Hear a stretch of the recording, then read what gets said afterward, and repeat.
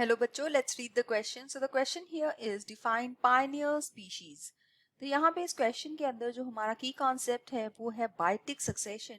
क्योंकि biotic succession के base पे ही हम लोग एक्सप्लेन कर पाएंगे कि पायनियर स्पीशीज क्या होती हैं.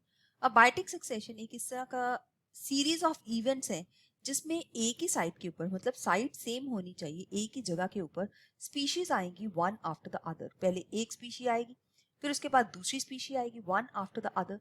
और ये स्पीशीज तब तक आती रहेंगी जब तक एक क्लाइमेक्स कम्युनिटी या ऐसी कम्युनिटी जो कि बहुत ही स्टेबल है वो डेवलप नहीं हो जाती. और ये क्लाइमेक्स कम्युनिटी जो है हार्मोनियस कम्युनिटी है, मतलब ये in harmony with the environment है. तो सबसे पहले हम देखेंगे कि एक एग्जाम्पल लेते हैं जिसको हम कहते हैं जीराक सक्सेशन.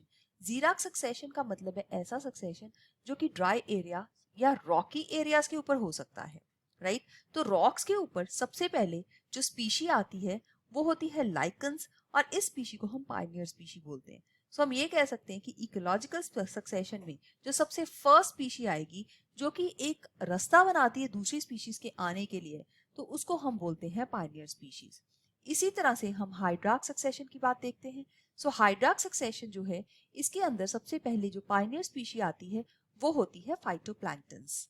सो हम देख सकते हैं कि पायनियर स्पीशी जो है वो first species of the ecological succession है. So this is the first species of biotic succession. So इस वजह से हम देख सकते हैं कि ये पायनियर स्पीशी सबसे पहले आती है.